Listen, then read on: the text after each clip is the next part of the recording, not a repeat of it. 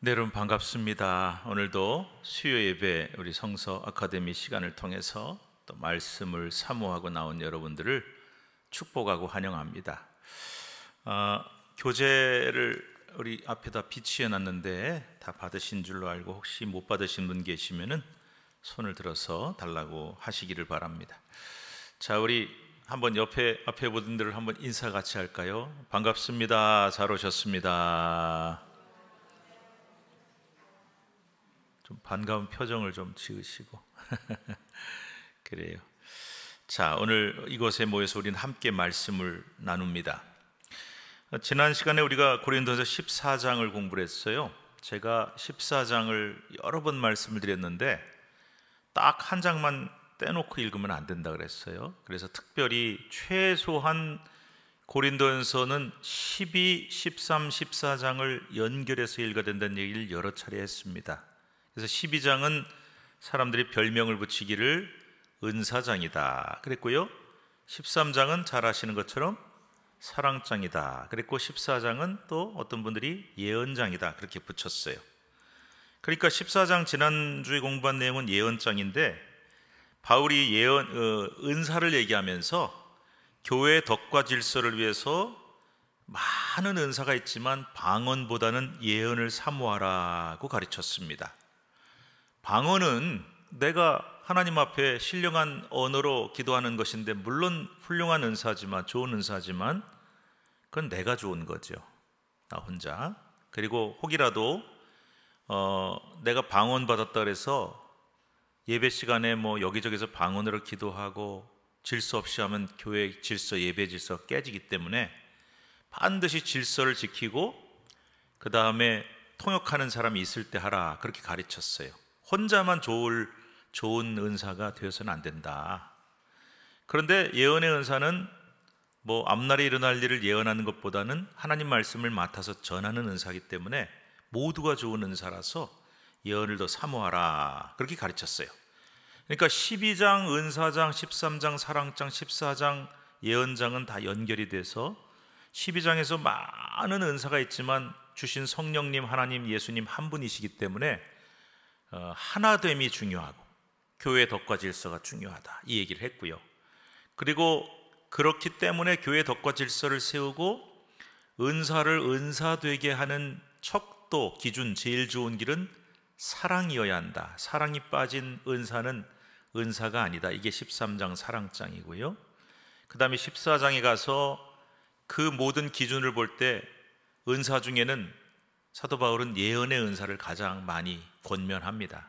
이게 가장 교회 전체에 덕이 되는 은사다. 그러니까 여러분들도 은사를 받은 게 있을 거란 말이에요. 그런데 어떤 은사를 받았냐가 중요한 것이 아니라 그 은사를 어떻게 사용하느냐가 중요한 거예요. 어떻게 사용하느냐. 그래서 개인을 위해서 사용하고 나조라고 사용하고 자기의 명예와 유익을 위해 사용하는 것이냐, 아니면 교회를 세우고 규모와 질서를 지키는 데 사용하느냐가 중요하다는 겁니다. 아마 여러분들 지난 시간을 통해서 자기 은사를 한번 좀 찾아보려고 노력을 하셨을 것 같아요. 그래서 은사를 안 준 분은 없어요. 사람마다 다르고 종류도 다르고 숫자도 다르지만 은사를 다 주셨는데, 그 은사를 잘 사용해서 나 좋으라고가 아니라 그랬죠. 하나님께 영광 올려드리고 주님의 몸된 교회를 세우는데 앞장서시기를 바랍니다. 그래야 은사가 은세된 것이다 그랬어요. 자, 그럼 오늘 이제 15장으로 넘어갔어요. 15장에서는 또 사람들이 별명을 붙였어요. 별명 붙이는 게 중요한 게 아니라 별명을 자꾸 붙이는 이유는 그 장의 가장 중요한 내용을 한마디로 딱 요약해서 기억하기 좋으란 뜻이에요. 그러면 다시 한번 또 복습합시다. 고린도서 12장은 은사장, 13장은 사랑장, 14장은 예언장, 15장은 뭐냐? 부활장이라 그래. 부활장. 이렇게 얘기하면 기억하시겠죠? 그 당시 고린도 교회 아마 부활이 없다고 주장하는 사람도 있었던 것 같아요. 그러니까 여러분, 이단의 역사는 한참 있다 나타난 게 아니라 정통 교회가 생기고부터 바로 이단이 생겼어요. 그래서 부활을 부인하는 건 이단이잖아요. 근데 사도 바울이 뭐라 그러냐면은, 자, 부활이 만약에 없다면 성도들의 믿음도 다 헛된 거고 그리스도께서 다시 살렸다고 증거하는 사도 바울 일행도 다 거짓말쟁이 될 수밖에 없다. 그렇게 아주 강하게 말합니다. 또 부활이 없고 이생의 삶뿐이라면 그리스도인은 세상에서 제일 불쌍한 사람들일 수밖에 없다. 왜? 부활 믿고 살잖아요, 우리가. 그죠? 그리고 영생 믿고 살잖아요. 특별히 초대교회나 처음 기독교인들은요, 핍박 많이 받았습니다. 박해 많이 받았습니다. 재산 뺏기고 감옥 갇히고 가족들 헤어지고 죽음도 당하고 순교도 당했습니다. 부활이 없으면 뭐예요? 바보 아닙니까? 세상에서 제일 불쌍한 인간들 아닙니까? 그래서 사도 바울은 그게 아니다 그러면서 부활은 있다. 그리고 어떤 부활이냐? 여러분 교재에도 나왔지만 몸의 부활에 대해서 말씀하고 있어요. 몸의 부활. 제가 이따가 조금 한 번 더 설명하겠지만 그리스도인들 중에서 부활 얘기하면은 조금 오해하는 분들이 있어요. 죽으면 우리가 영원히 이렇게 천국 가는 거 아닙니까? 그렇게 얘기하는데 성경은 영혼만 가는 부활 얘기하지 않습니다. 몸의 부활을 말씀합니다. 자, 그것에 대해서 오늘 말씀을 나눌 거예요. 자, 그럼 여러분 교재에 나온 대로 부활에 대하여로 들어가서 1번 그리스도의 부활과 그 증인들 1절부터 11절 말씀이에요. 이럴 때 아니면 성경 언제 한번 읽어보겠습니까? 자, 1절부터 11절이니까 한 절씩 교독할 거예요. 성경도 펴놓으시고 뭐 앞에 보셔도 좋으니까 내용을 생각하시면서 한번 같이 교독하면 좋겠습니다. 형제들아, 내가 너희에게 전한 복음을 너희에게 알게 하노니 이는 너희가 받은 것이요 또 그 가운데 선 것이라.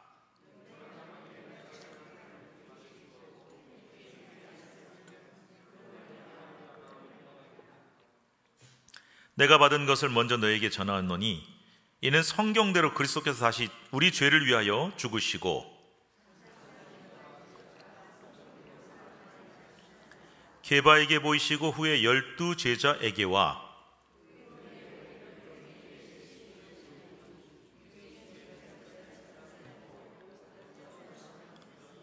그 후에 야고보에게 보이셨으며 그 후에 모든 사도에게와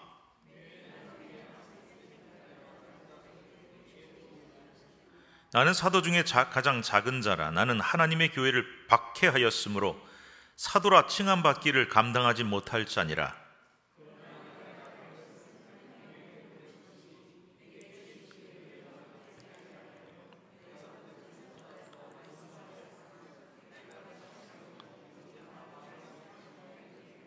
(11절) 같이 읽어요. 그러므로 나나 그들이 나 이같이 전파하며 너희도 이같이 믿었느니라. 아멘. 무슨 얘기하는 것 같습니까? 부활에 대해서 얘기합니다. 먼저 반가로친 1번 한번 보세요. 바울은 우선 자신이 전한 복음의 확실성에 대해 강조합니다. 내가 전한 복음이 가짜가 아니야, 엉터리가 아니야, 정말 진리야. 1절 2절에 이런 말씀을 합니다. 성경을 한번 보시기 바랍니다. 이는 너희가 받은 것이요 또 그 가운데 선 것이라. 너희가 만일 내가 전한 그 말을 굳게 지키고 헛되이 묻지 아니하였으면 그런 말미암아 구원을 받으리라. 내가 너에게 전한 복음은 진짜 복음이고 진리고, 그러니까 그것만 믿으면 너희가 구원받는다. 이 진짜다. 여러분 자꾸 진짜라 그러는 거는 뭐가 있기 때문이죠? 예, 그래요. 아유, 답을 아주 씩씩하게 잘해 주십니다. 가짜가 있어서 진짜 이게. 세상에 다 진짜만 있으면 뭐하러 내가 진짜라 그러겠어요? 가짜가 많아서. 가짜 복음이 많은 거예요. 오늘날도 이단 사이비뿐만 아니라 정통을 위장하고 있지만 가짜 복음, 그거 진짜인 줄 알고 믿고 있다가 천국 못 가고 구원 못 받고 심판받는 사람들 많습니다. 요즘도 가끔 저에게 사랑의 편지가 옵니다. 무슨 편지냐? 신천지에서 보내는 편지가 옵니다. 근데 한번 받아보니까 제 이름을 어떻게 알았는지 유명한 사람인가 봐요. 제가 이하준 목사님이 사랑하는 이하준 목사님 뭔가 그러고 봤더니 참 불쌍한 사람이라고 적고 그러더라고요. 그래서 뭔가 하고 봤더니 그거 당신들이 믿는 복음이 진짜인 줄 알고 그거를 믿고 사람들한테 성도들한테 가르치고 있으니까 당신 참 불쌍한 사람이다. 그래서 제가 꼭 만나고 싶어요. 만나면 이렇게 얘기하고 싶어요. 진짜 불쌍한 사람은 당신이다. 그거 진짜 복음인 줄 알고 신천지 가짜 복음 믿다가 나중에 어떻게 됩니까? 어디로 가요? 예, 뭐 비슷한 복음이라도 믿었으니까 중간쯤 갈까요? 아니죠. 심판당하고 지옥불 떨어지잖아요. 그때 가보면 알겠죠. 그래서 사도 바울은 가짜 복음이 너무 많으니까 내가 전한 복음은 진짜 복음이고 이걸 믿으면 구원받는다, 이렇게 얘기하고 시작을 해요. 두 번째, 그 진짜 복음의 핵심 중에 핵심이 바로 그리스도의 부활이다. 그래서 예수님의 부활을 뭐라고 설명하고 있는가 하면요, 본문에도 이렇게 나와 있어요. 예수님이 우리 죄를 위해서 죽으셨다. 네, 죽으셨죠, 십자가에. 그 다음에 장사 지냈죠. 그 다음에 어떻게 되셨습니까? 사흘 만에 다시 사셨죠. 부활입니다. 그리고 증인들에게 나타내 보이셨다, 이렇게 말합니다. 그러니까 부활이 진짜 있다는 것을 얘기하고 3절 4절에 이 순서대로 죽으시고 장사되고 사흘 만에 부활하시고 증인들에 나타나셨고, 이걸 이제 강조하는 거예요. 그런데 그리스도의 부활 후에 나타내신 증인의 순서를 말하고 있어서 재미있습니다. 5절부터 8절에 보면은 눈으로 한번 보세요. 제일 먼저 누구에게 나타나셨다고 돼 있어요? 5절, 게바가 누군지 아시죠? 베드로예요. 베드로. 그 게바도 베드로도 다 별명입니다. 이분의 본명은 바요나 시몬 혹은 요한의 아들 시몬입니다. 근데 예수님이 성격이나 하는 행동을 보고 야, 너는 참 돌쇠 같구나, 그런 것도 있고, 또 주는 그리스도시요 살아계신 하나님의 아들입니다 하는 마태복음 16장 16절에 그 신앙 고백 위에 교회를 세우겠다 그래서 반석이라고 하는 큰 돌덩어리 같다 그래서 베드로, 페트로스라고 하는 헬라어입니다. 똑같이 아람어로 하면 게바입니다. 그래서 이때는 본명보다는 사람들에게 게바나 베드로라는 별명으로 더 많이 알려졌던 것 같아요. 그래서 베드로한테 제일 먼저 나타났고, 그 다음에 누구한테? 12제자한테 나타났고, 그 다음에 500여 형제가 모여 있는데 거기에 일시에 주님께서 부활하신 주님이 나타나셨다. 그리고 그 다음에 야고보에게 나타나셨고, 그 다음에 모든 사도에게 나타나셨고, 맨 마지막에 제일 못나고 제일 부족한, 자기를 뭐라 그러냐면은 맨 마중에 만삭되지 못하여 난 자 같은 내게도, 만삭되어 나지 못한 사람을 우리나라에서 뭐라 그러죠? 뭐 팔삭동이 칠삭동이 그러잖아요. 그러니까 이게 뭐 이렇게 나쁘게 말하면 안 되지만 옛날엔 그 말을 약간 덜 떨어진 사람, 덜 된 사람, 이런 의미로 썼거든요. 그러니까 자기도 나 덜 떨어진 사람이고 난 덜 된 사람인데 나 같은 사람에게까지 주님은 마지막에 나타나셨다, 이렇게 얘기를 해요. 3번 넘어갑니다. 맨 마지막에 나한테 나타났다 그러면서 지금 뭘 얘기하고 싶으냐면 나한테까지 나타났다는 거는 나도 사도다, 이제 그 얘기를 사실은 하고 싶은 거예요. 그런데 이 당시에 왜 사도 바울이 자꾸 자기 사도란 얘기를 자꾸 하냐면요, 바울이 계속 공격을 받았어요. 너 사도 맞냐?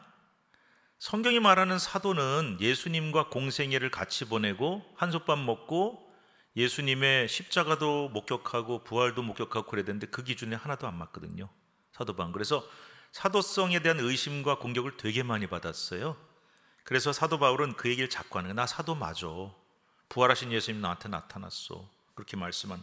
근데 그것만 얘기한 게 아니라 또 한편으로는 겸손하게 아까 뭐라고 그랬어요? 맨 나중에 만삭되지 못하여 난 자 같은 내게도 나타나셨다, 이렇게 얘기를 해요. 요약하자면 예수님은 부활하신 다음에 사도들에게 나타나시고 제자들에게 나타나시고 나 바울에게도 나타나셨다. 그들도, 그리고 나 바울도 모두가 예수님은 부활하신 것을 받고 그것을 선포했기 때문에 그러므로 부활은 사실이다, 이걸 입증하기 위해서 이것을 지금 자세히 얘기하고 있는 것이란 말이죠. 자, 두 번째로 넘어갑니다. 죽은 자의 부활에 대해서 말씀합니다. 12절부터 34절인데요 먼저 1번, 부활이 사실이 아니라면. 좀 본문은 길지만 또 우리 교독을 좀 해봐야 또 본문을 볼 수 있으니까요. 여러분 성경 공부할 때 성경 안 읽고 공부하면 아무 소용없습니다. 성경 읽어야 성경 공부하는 겁니다. 자, 12절부터 제가 교독하겠습니다. 먼저 읽을게요. 그리스도께서 죽은 자 가운데서 다시 살아나셨다 전파되었거늘 너희 중에서 어떤 사람들은 어찌하여 죽은 자 가운데서 부활이 없다 하느냐.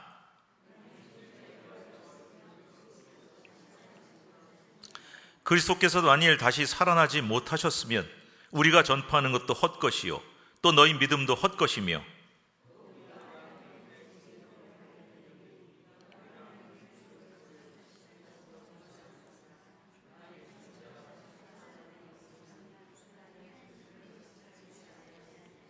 만일 죽은 자가 다시 살아나는 일이 없으면 그리스도도 다시 살아나실 일이 없었을 터이요.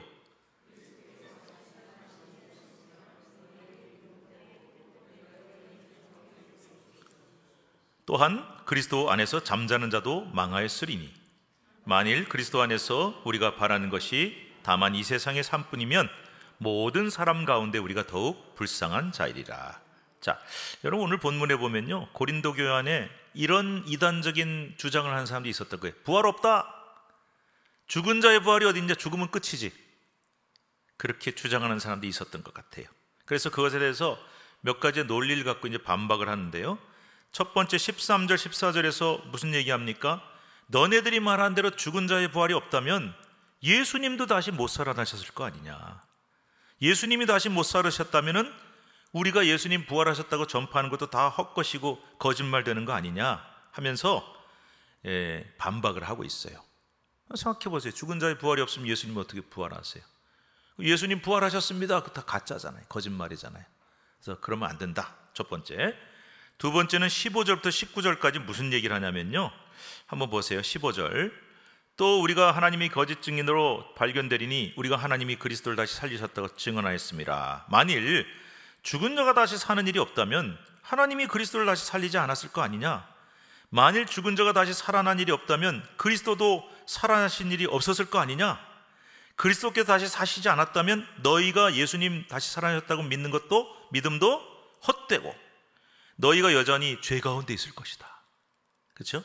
그 다음에 또한 그리스도 안에서 잠자는 이도 망하였을 것. 무슨 말이겠어요? 잠자는 이라는 건요, 성경에서 죽은 사람을 뜻해요. 그런데 성경에서 죽었다라는 말을 쓰지만은 잠잔다는 말을 더 많이 써요. 왜일까요? 여러분, 죽는 것과 자는 거의 차이가 뭐죠? 공통점부터 말해봅시다. 여러분, 만약에 오늘 밤에 이제 집에 딱 가셔서 씻고 이제 딱 잠이 들었어요. 눈을 딱 감았어요. 근데 내일 아침에 눈 뜨면 그건 자는 거예요. 근데 영원히 못 뜨면 죽은 거예요. 똑같은 건 눈은 감았는데 눈 뜨면은 산 거고 눈 못 뜨면 죽은 거예요. 근데 왜 성경은 죽었다는 거라고 잔다 그럴까요? 다시 눈 뜰 것이기 때문에. 왜요? 부활이 있기 때문에. 여러분, 저와 여러분은 죽은 것이 아니라 주님이 회당장 야이로들에게 말씀하신 것처럼 죽은 것이 아니라 잔다, 자는 것인 줄로 믿습니다. 우리가 때가 돼서 이제 나이가 들어가지고 딱 이제 세상에서 눈을 감아요. 그러면 이제 자손들이 막 울면서 장례 치르겠죠. 그러면 세상에서 우리는 끝이지만 그건 끝이 아니라 우린 천국에서 다시 눈 뜰 것을 믿습니다. 그리고 부활을 믿기 때문에 우리는 자는 것이에요. 그런데 먼저 잠든 사람들이 누구냐면, 그리스도 안에 잠든 사람이 누구냐면, 이 얘기할 때 이미 예수님 믿고 돌아가신 분, 예수님을 믿고 돌아가신 분, 그분들은 다 부활했을 거 아니에요. 천국에 갔을 거 아니에요. 그런데 부활 없어. 그럼 뭐예요? 아유, 망한 거죠. 뭐 진짜 망한 거 아닙니까? 요즘 애들이 아이고 망했다 그러잖아요. 진짜 망한 거죠. 있는 줄 알고 죽었는데 없어요. 천국도 없고 부활도 없어요. 죽으면 끝이요. 그러면 이건 망한 거죠. 그리고 또 우리는 그거 믿고 사는 우리 기독교인들, 그리스도인들, 예수쟁이들은 다 세상에서 제일 불쌍한 것들이죠. 그 얘기하고 있는 거예요. 그래서 19절에서도 부활신앙이 그만큼 중요하기 때문에 우리가 바라는 것이 이 세상의 삶뿐이라면 모든 사람 가운데 우리가 제일 불쌍한 사람 아니냐. 여러분, 이 말씀 믿으시죠? 우리가 영원한 삶을 바라보고 사는데 죽어보니까 영원한 삶이 어디 있어? 그냥 끝이야. 그러면요, 세상에 제일 불쌍한 사람들이죠. 우리는 이 생만 믿고 사는 사람들이 아닙니다. 이 세상에서 잠깐 왔다가 사라지는 육신의 생명만 바라고 사는 사람들이 아니에요. 우리는 영생을 바라보고 사는 사람이고 부활을 믿는 사람들이에요. 그래서 우리는 세상에서 제일 행복한 사람인 줄로 믿습니다. 그런 줄 알았더니 없어. 그러면 우리는 제일 불행하고 불쌍한 인간들이죠. 그 얘기를 하고 있는 거예요. 자, 두 번째 봅시다. 그래서 부활의 첫 열매에 대해서 말씀하는데요, 20절부터 28절이에요. 자, 이것도 교독하겠습니다. 그러나 이제 그리스도께서 죽은 자 가운데서 다시 살아나사 잠자는 자들의 첫 열매가 되셨도다.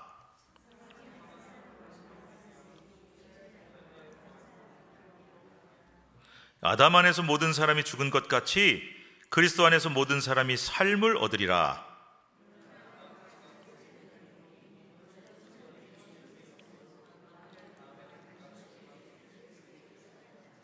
그 후에는 마지막이니 그가 모든 통치와 모든 권세와 능력을 멸하시고 나라를 아버지 하나님께 바칠 때라.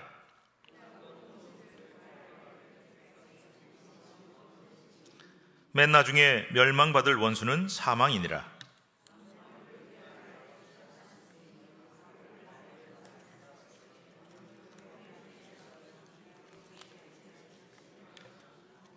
(28절) 같이 읽어요. 만물을 그에게 복종하게 하실 때에는 아들 자신도 그때 만물을 자기에게 복종하게 하신 이에게 복종하게 되리니 이는 하나님이 만유의 주로서 만유 안에 계시리여 하심이라. 이거 좀 어려운 것 같아요, 내용이. 근데 제가 좀 쉽게 풀어볼게요. 자, 20절부터 21절에 22절에 두 인물을 대조시키고 있어요. 아담, 그리스도. 아담, 예수님. 왜 그러냐? 바울은요 이 비유를 되게 좋아해요. 그래서 로마서에도 나오고 여러 곳에 나오는데, 아담과 그리스도, 아담과 예수님은 어떤 존재냐? 아담도 인류의 대표고 예수님도 인류의 대표인데, 아담 한 사람이 죄 지어서 우리 모두가 죄를 짓게 됐어요. 우리 다 죄인 된 거예요. 그래서 예수님이 이 땅에 오셔서 우리 모두를 대표해서 그 한 사람이 죽으심으로 우리 모든 죄를 대속하셨어요. 그래서 이 한 사람, 대표, 이런 개념을 사도 바울이 굉장히 좋아하고 중요하게 사용을 합니다. 그래서 아담과 예수님을 대조를 시키는 거예요. 개념을 이해하셨죠? 그래서 한 사람 때문에 죄가 들어왔으니까 한 분 예수님을 말미암아 우리의 죄가 사함을 받는다는 얘기, 그거를 이제 지금 여기서도 하는 거예요. 그래서 아담과 그리스도. 그리고 아담 한 사람이 죄 지은 것 때문에 우리 다 죽게 됐어요. 원죄 때문에. 그런데 예수님 한 분 때문에 우리 모두가 생명을 얻고 삶을 얻게 됐어요. 요거를 이제 지금 대조해서 얘기를 하는 겁니다. 그리고 이제 23절부터 28절은 부활의 차례를 얘기하고 있어요. 자, 부활이 일어나면 어떤 차례로 부활하게 될까? 첫 번째가 누구냐? 예수님, 그리스도. 두 번째는 그리스도가 강림하실 때 그에게 속한 자들, 성도들입니다. 성도의 부활이 있다는 거예요. 그 후에는 마지막 재림이 올 것이다. 그리고 마지막에는 심판이 있을 거다. 이 얘기를 하고 있어요. 자, 잠자는 자의 첫 열매, 첫 번째 부활은 예수님이 하셨고, 예수님의 부활로 예수 부활하셨다, 부활절 축하합니다, 끝나는 게 아니라 우리도 부활했습니다, 우리도 부활합니다, 이거에 대해서 말씀하고 있는 거예요. 자, 그래서 이제 3번으로 넘어가서 부활신앙이 왜 중요하고 우리의 생활에서 왜 중요한지를 29절부터 34절까지 역시 또 교독을 하겠습니다. 생각해 보세요. 뜻을 생각하면서 읽어보세요. 만일 죽은 자들이 도무지 다시 살아나지 못하면 죽은 자들을 위하여 세례를 받는 자들이 무엇을 하겠느냐? 어찌하여 그들을 위하여 세례를 받느냐? 형제들아, 내가 그리스도 예수 우리 주 안에서 가진 바 너희에 대한 나의 자랑을 두고 단언하노니 나는 날마다 죽노라.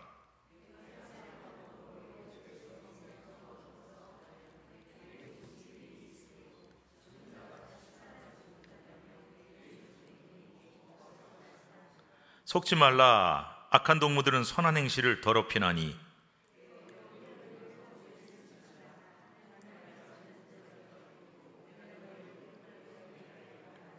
자, 이 말씀에서 부활이 없다면 사도 바울은 어떻게 되느냐? 세례도 쓸모 없어진다. 여러분, 세례가 뭔지 아시죠? 세례란 것은 내가 예수님 안에서 죽었다가 이 세례를 통해서 다시 살아나고 하나님의 자녀가 된다는 표징이거든요. 그래서 우리는 장로교는 세례를, 물을 뿌리잖아요. 여러분, 세례식 할 때 물 뿌리잖아요. 근데 침례교나 이런 데 가보면은 물 속에다 이렇게 확 담궈요. 근데 누가 그 침례교회에서 침례 받은 사람이 그러더라고요. 물 속에다 콱 집어넣는데 죽는 줄 알았대. 빠져 죽는 줄. 그러니까 죽어야 돼요. 물에 빠져 죽는 거예요. 원래는 빠져 죽었다가 다시 나올 때 다시 사는 거예요. 이거 십자가의 죽음과 부활, 우리가 죄된 나는 죽고 의인인 나는 다시 살고, 요거를 말하는 게 세례인데 세례가 의미가 없잖아요. 그리고 사도 바울은 또 무슨 얘기를 하냐면은 내가 생명 걸고 말이지 그렇게 고생하면서 복음 다 전했는데 그것도 다 쓸모없는 거 되는 거 아니냐, 부활이 없다면. 그 얘기를 하고 있어요. 자, 32절에 보시면요, 이런 말이 나와요. 내가 사람의 방법으로 에베소에서 맹수와 싸웠다면 내게 무슨 유익이 있으리요? 죽은 자가 다시 살아나지 못한다면 내일 죽을 터이니 먹고 마시자 하리라. 이게요, 여러분, 표준세 번역으로 보면 좀 더 의미가 쉬운데, 내가 에베소에서 맹수와 싸웠다고 하더라도 인간적인 동기에서 한 것이라면 그것이 나에게 무슨 유익이 되겠습니까? 이렇게 번역이 되어 있어요. 근데 여러분, 맹수와 싸웠다는 게 두 가지 의미가 있어요. 진짜 원형 경기장에서 싸움. 소아시아 그 7교회, 지금은 이제 튀르키예라고 하죠. 터키에 가보면 소아시아 7교회를 많이 가는데 그 중에 에베소라는 데가 있어요. 거기 가보면 제일 신기한 게 로마 시대의 유적이 제일 많이 굉장히 잘 남아 있습니다. 그 중에 수만 명이 들어가는 원형 경기장이 있어요. 원형 경기장. 거기 가가지고 다 보니까, 야, 어떻게 이렇게 엄청난 원형 경기장을 만들고 여기 몇만 명이 들어왔을까 싶은데, 제 마음속에 언뜻 떠오르는 게 이런 거 없잖아요. 이런 마이크 같은 거. 몇만 명 앞에서 거기서 연극도 하고 노래도 하고 그랬었는데 어떻게 알았을까? 어떻게 소리가 들렸을까 했더니 가이드가 이렇게 표시가 된 자리 있다. 거기서 한번 누가 노래를 해보래요. 딱 노래하니까 저 끝까지 다 들려요. 그러니까 그 오래전에 그 음향과 이 구조를 기가 막히게 만들어서 이런 확성기나 마이크가 없어도 거기서 노래를 하거나 대사를 하면 저 끝까지 들리게 만들어 놓은 어마어마한 걸작품이죠. 근데 거기서 나중에 기독교인들을 핍박할 때 수만 명이 거기 모여서 구경하고 있으면은 굶주린 맹수를 풀어서 기독교인들을 잡아먹히게 했어요. 실제로 그 사건을 뜻하기도 하지만 사도 바울은 실제로 맹수와 싸웠다기보다는 극심한 핍박과 박해를 받았다는 뜻으로 이해하시면 되겠어요. 그래서 내가 그렇게 돌에 맞아가면서 죽을 뻔하면서 그냥 밥도 굶기를 밥 먹듯이 하고 잠도 못 자고 추위와 도적에게 당해가면서 그렇게 고생하면서 내가 복음을 전했다, 그런 뜻으로 이해하시면 돼요. 근데 여러분, 그거 왜 그렇게 했습니까? 부활이 있는 걸 믿었기 때문 아닙니까? 영생이 있는 것을 믿었던 거 아닙니까? 어떤 그 로마 관리가 쓴 책이, 글이 발견이 돼서 번역을 해보니까 이렇게 돼 있어요. 저 예수쟁이들, 기독교인들은 참 이상한 사람들입니다. 왜 그러냐면은 붙잡아다가 감옥에 가두고 그 원형 경기장에서 굶주린 맹수에게 팔다리가 찢기고 하는데도 두려워하지 않고 찬송을 부르더라. 그리고 거기 끌려가면 뻔히 찢겨 죽을 줄 알면서도 어린아이들도 찬송을 부르면서 거기로 가더라. 참 이상한 사람들이다. 그렇게 기록을 하고 있어요. 우리 믿음의 선배들이 그랬다는 거예요. 근데 그 사람들은 왜 어떻게 찬송 부르면서 거기 가요? 거기 가면 찢겨 죽는데. 뭘 믿었기 때문에요? 너희들이 내 생명은, 육신의 생명은 죽일 수 있지만 절대로 내 영혼은 죽일 수 없다. 나는 부활을 믿고 영생을 믿는다. 그게 있었기 때문이잖아요. 그러니까 사도 바울도 그걸 믿었기 때문에 그 고생을 사서 한 거죠. 근데 만약에 부활이 없다면 그거 다 쓸모없는 것이 아니겠느냐, 그렇게 말씀하고 있어요. 근데 여러분 33절도 보면은 살살 꼬시는 사람도 있었어요. 아이, 부활 같은 거 없어. 그런 거 믿지 마. 근데 여러분, 부활은 분명히 있고요. 그 다음에 34절에 가면은 부활을 믿는 성도들은 어떤 삶을 살아야 되는지 말씀하고 있어요. 제가 34절 다시 한번 읽어드리겠습니다. 깨어 의를 행하고 죄를 짓지 말라. 하나님을 알지 못한 자가 있기로 내가 너희를 부끄럽게 하기 위하여 말하노라 그랬어요. 깨어 의를 행하고 죄를 짓지 말아라. 부활을 믿는 성도들은 이런 거룩한 삶을 세상에서 살 수 있어야 된다. 여기까지 말씀하고 있어요. 그래서 사도 바울은요, 부활을 믿는 신앙도 중요하지만 부활 신앙을 가지고 부활을 믿는 사람들은 세상에서 어떤 삶을 살아야 되는지까지도 말씀을 하고 있는 것입니다. 자, 세 번째로 넘어갑시다. 몸의 부활에 대해서 말씀합니다. 35절부터 49절 말씀까지 또 교독을 하겠습니다. 누가 묻기를 죽은 자들이 어떻게 다시 살아나며 어떠한 몸으로 오느냐 하리니,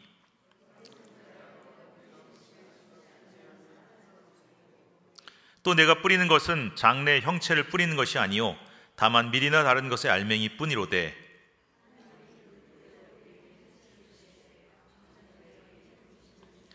육체는 다 같은 육체가 아니니 하나는 사람의 육체요, 하나는 짐승의 육체요, 하나는 새의 육체요, 하나는 물고기의 육체라.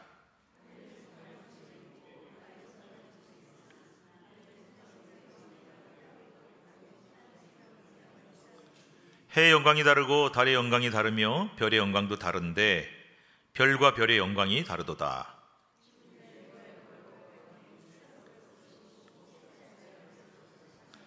욕된 것으로 심고 영광스러운 것으로 다시 살아나며 약한 것으로 심고 강한 것으로 다시 살아나며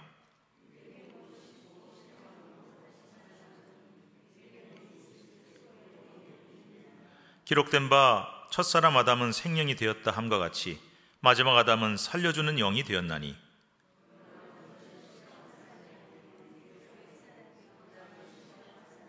첫사람은 땅에서 났으니 흙에 속한 자이거니와 둘째 사람은 하늘에서 나셨느니라.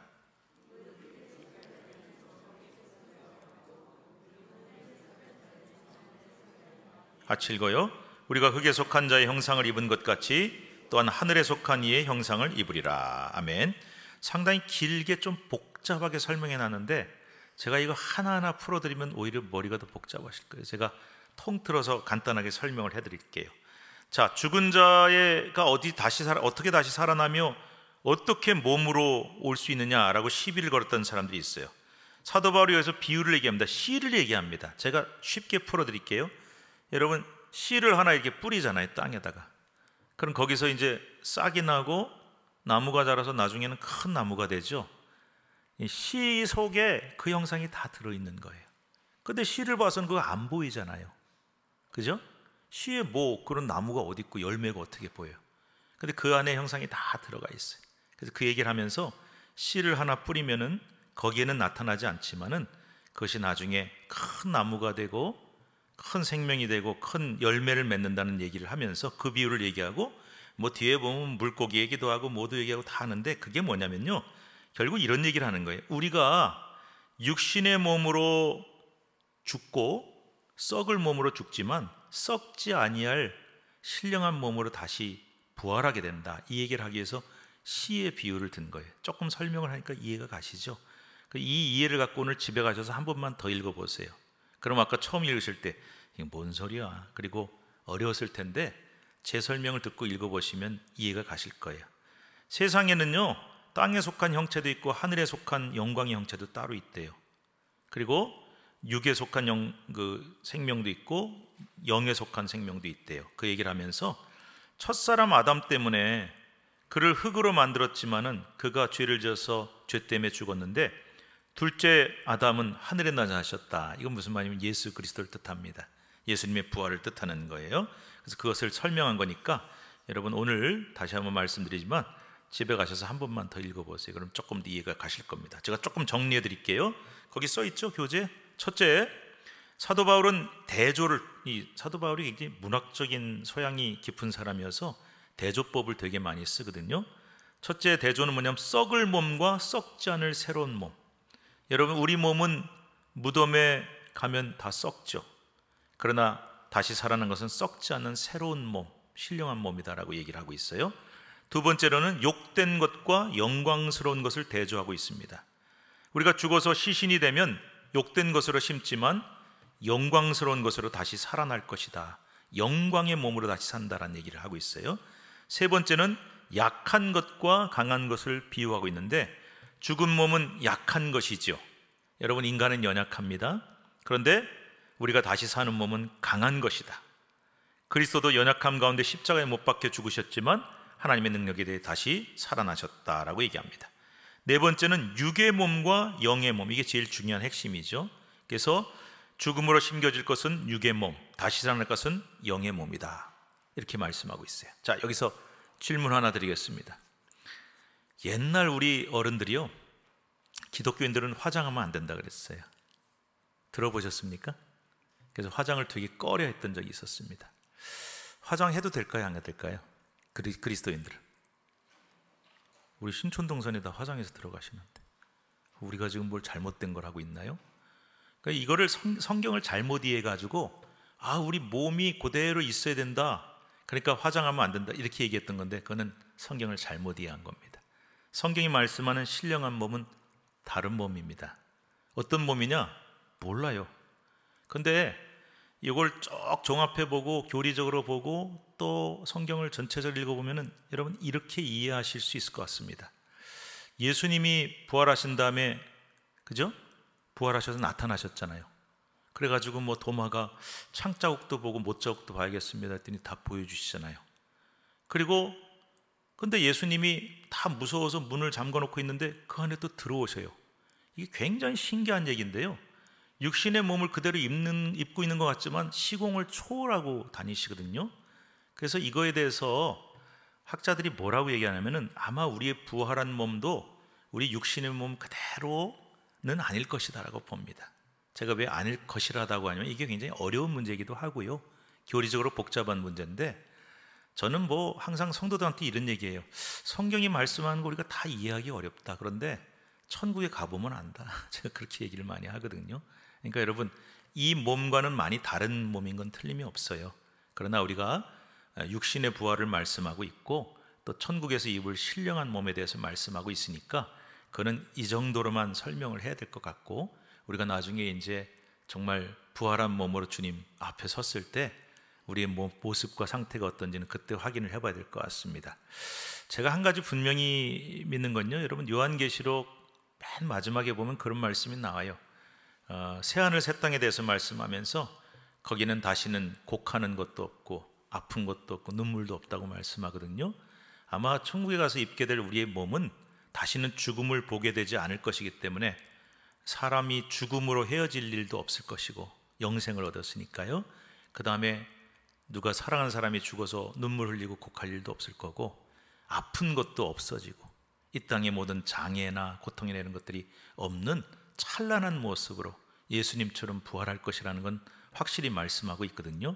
그래서 여러분, 이거 하나만은 분명히 믿으십시오. 내가 이 땅에 살면서 제가 이제 그런 환자를 만난 적이 있어요. 우리 성도들 중에 계신데 암 때문에 투병을 오래 하다가 정말 오래 고생해가지고 완전히 뭐 머리 다 빠지고 얼굴도 완전 뼈만 남고 몸도, 그래서 그렇게 참 너무 안타까운 모습으로 돌아가셨거든요. 그래서 제가 이제 마지막에 임종할 때 예배 가니까 사람을 알아보기가 어려울 정도로, 무슨 뜻인지 아시죠? 머리 다 빠지고 뼈만 남았어요, 뼈만. 그래서 그분의 이 평상시 건강한 모습은 도무지 알아볼 수 없는 그런 모습이었어요. 근데 이제 그분이 돌아가셔가지고 장례를 치르는데 딱 그 영정사진 있죠. 여러분, 영정사진은 어떤 사진을 주로 많이 씁니까? 뭐 몸이 아프거나 나쁘게 얼굴이 나빠진 얼굴 안 쓰잖아요. 환하게 웃든지 건강할 때 사진 쓰잖아요. 제가 그걸 딱 보는 순간에 거기 있는 자녀들한테 얘기했습니다. 여러분, 우리 아버님이 돌아가실 때 여러분 모습 아시죠? 너무 항암 투병 오래 하고 투병 오래 해서 완전히 그냥 못 알아볼 정도로 이렇게 뼈만 남은 상태로 돌아가셨죠. 그랬더니 벌써 눈물 나는 거예요, 자녀들이. 근데 여러분, 이 사진 한번 보세요. 이렇게 건강하실 때가 있었는데 천국에서는요, 이보다 더 찬란하게 빛나고 더 아름답고 건강한 모습이세요. 아픈 것도 없고 눈물도 없어요. 그게 얼마나 힘이 됩니까? 위로가 됩니까? 전 그걸로 오늘 이 결론을 대신해야 될 것 같아요. 그래서 뭐 거기 가면 어떤 몸이다 어떻게 돼 있다 다 설명되어 있지도 않고 이해하기도 어려워요. 그래서 제가 오늘 결론으로 말씀드린 거는 썩을 몸 대 썩지 않을 몸, 욕된 것과 영광스러운 것, 약한 것과 강한 것, 육의 몸과 영의 몸. 이건 결국은 우리가 이 땅에서 입었던 몸과는 다른 신령하고 완벽한 몸으로 다시 부활할 것이라는 것을 말씀하고 있어요. 그러니까 여러분, 이 사실로 또 위로를 받으시기 바랍니다. 자, 마지막 내용 우리가 함께 읽을 텐데요, 재림 때 일어날 일들이 뭔지 50절부터 58절까지 한번 읽어보겠습니다. 자, 교독하죠. 재림 때 무슨 일이 일어나는지 말씀하고 있어요. 형제들아, 내가 이것을 말하노니 혈과 육은 하나님 나라를 이어받을 수 없고 또한 썩는 것은 썩지 아니하는 것을 유업으로 받지 못하느니라.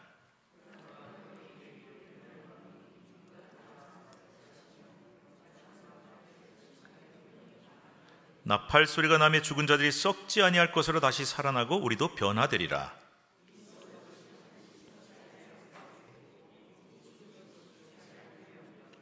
이 썩을 것이 썩지 아니함을 입고 이 죽을 것이 죽지 아니함을 입을 때는 사망을 삼키고 이기리라고 기록된 말씀이 이루어지리라.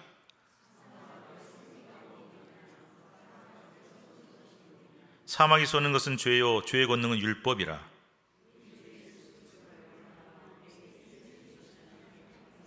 함께 있습니다. 그러므로 내 사랑하는 형제들아, 견실하며 흔들리지 말며 항상 주의 일에 더욱 힘쓰는 자들이더라. 이는 너희 수고가 주 안에서 헛되지 않는 줄을 알미라.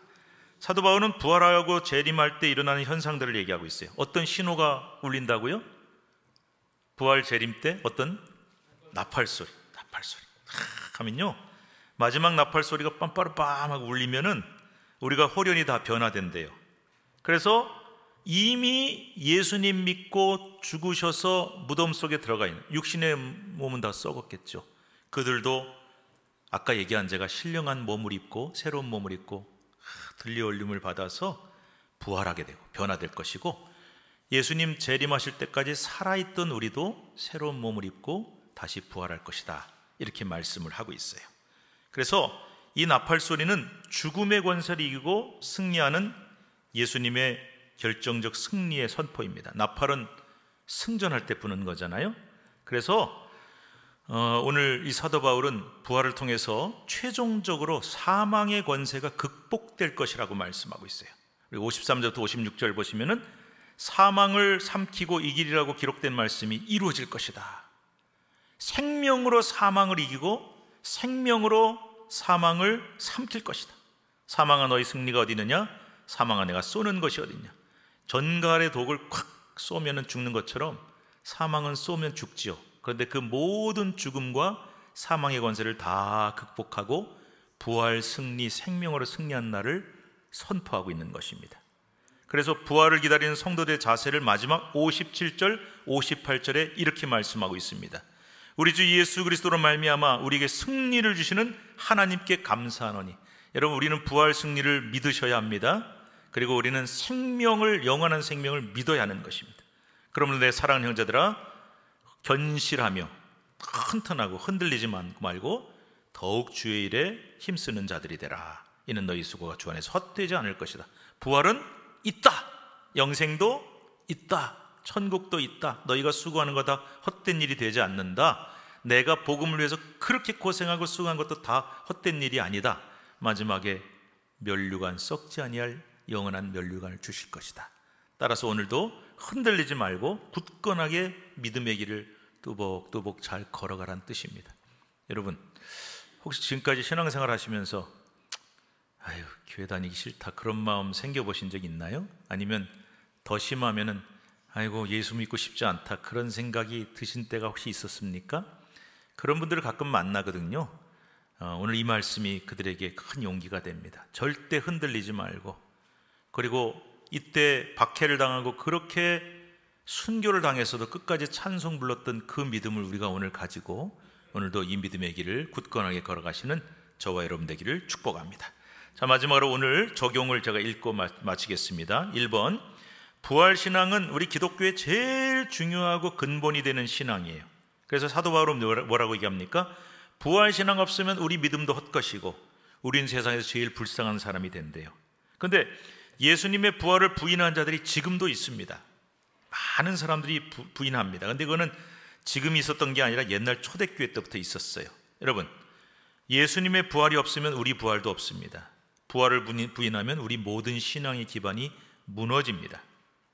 부활절에만 부활 생각하는 분들이 많은데 아닙니다. 우리는 예수 그리스도의 부활을 분명히 믿어야 되고 우리가 그분과 함께 죽었다가 함께 부활할 것임을 분명히 믿어야 합니다. 이 부활의 신앙이 우리 신앙에서 가장 중요하다는 것을 잊지 마시기 바랍니다. 마지막 두 번째, 바울은 고린도전서 전체에서 이 얘기를 합니다. 이게 오늘 결론인데요. 십자가 정신. 십자가가 뭐죠? 원래 로마의 가장 끔찍한 사형 틀이었어요. 그런데 예수님이 거기 달려 죽으심으로 십자가의 정신은 뭐냐면은 내가 너를 위해 십자가를 짓게, 내가 희생하고 내가 하고 싶은 거 안 하고 내 고집 내려놓고 내 주장 내려놓고 당신을 살릴게, 이게 십자가 정신이에요. 이 사도 바울이 고린도전서에서 왜 전체적으로 얘기하냐, 여러분, 우상의 점을 먹는 거, 여자들이 뭐 머리에 쓰는 거, 예배 얘기, 그 다음에 은사 얘기, 전부 다 뭐로 결론이 모아지냐면은 고린도 교회의 이 수많은 사건은 다 한 가지가 없기 때문이에요. 그게 뭘까요? 십자가 정신이에요. 예수님은 십자가를 대고 죽으셨는데 너희들은 십자가 정신이 없어. 그러니까 그냥 자기 고집, 내 은사가 최고야, 내 주장이 최고야, 파당 만들어서 우리 파가 최고야. 여러분, 교회 안에서 그렇게 행동하고 말한 건 다 뭐가 하면 십자가가 없기 때문이에요. 이렇게 얘기하면 화낼걸요? 내가 왜 십자가를 안 믿냐고. 여러분, 십자가 목걸이하고 다닌다고 십자가 믿는 거 아닙니다. 십자가의 정신을 믿는 게 십자가를 믿는 겁니다. 그래서 사도 바울은 우리 고린도전서 전체에서 십자가 정신을 얘기하고 있어요. 잊지 마세요. 십자가 정신만 안 잃어버리면 모든 문제가 해결돼요. 교회 안에서 있는 갈등 다 해결됩니다. 가정의 갈등도 다 해결됩니다. 모든 문제가 해결돼요. 만능 해결사, 십자가. 그런데 15장에서 뭘 얘기했다? 부활.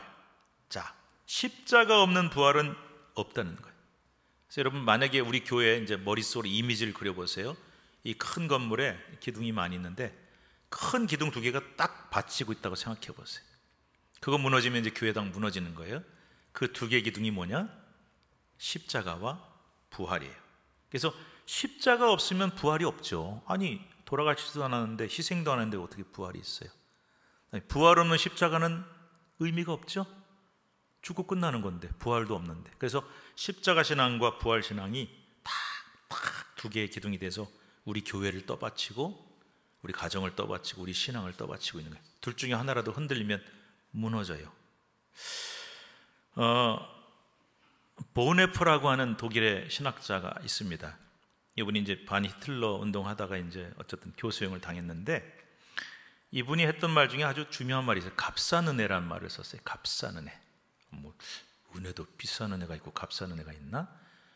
쉽게 제가 설명을 드려볼게요. 값싼 은혜는 뭐냐면은 고난이나 십자가 없이 영광만 얘기하고 부활만 얘기하는 거예요. 십자가가 없는 부활은 엉터리 은혜, 값싼 은혜.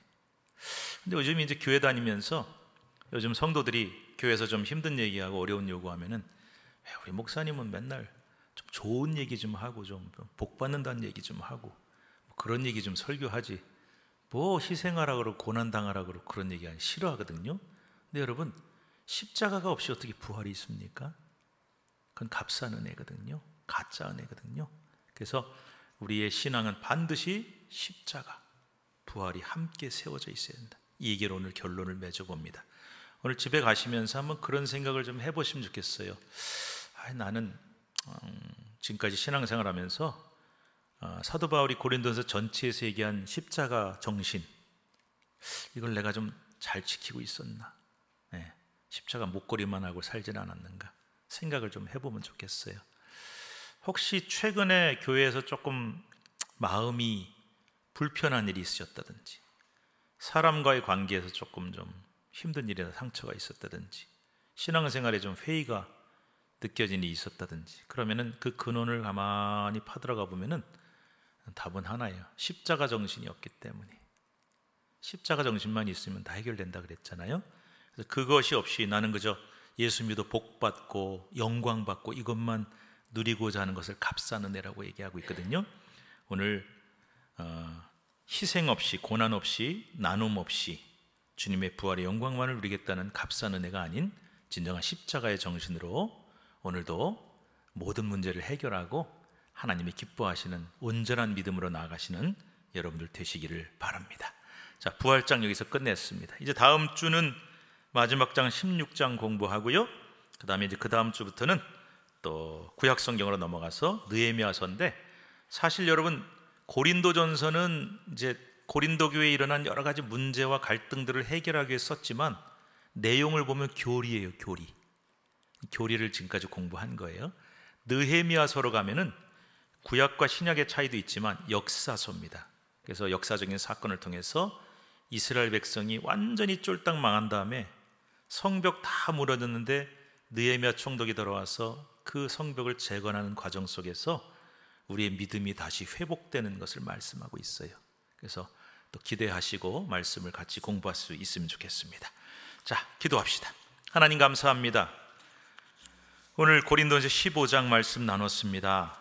고린도전서 전체 1장부터 16장까지 다양한 사건과 에피소드와 또 고린도 교회 안에 일어났던 갈등과 문제를 다 다루고 있지만 결국 사도 바울은 이런 말씀을 합니다. 십자가만 있으면 된다.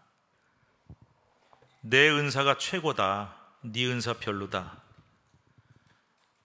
음식 문제, 성찬 문제, 모든 문제에 있어서 내 주장, 내 고집, 내 것만이 최고라고 주장했던 것 때문에 고린도 교회 안에 그토록 많은 은사가 풍성했고 똑똑한 사람도 많고 지혜롭고 구변 좋은 사람도 많았지만 끝까지 싸우고 갈등하였다는 것을 말씀하며, 너희가 뭘 받았냐가 중요한 게 아니라 뭘 많이 가졌냐가 중요한 게 아니라 그것으로 과연 주님의 몸된 교회를 위해 어떻게 쓰느냐, 다른 사람 살리는데 얼마나 사용하느냐, 덕과 질서를 세우는데 얼마나 쓰느냐, 이 얘기를 끝까지 반복하고 있습니다.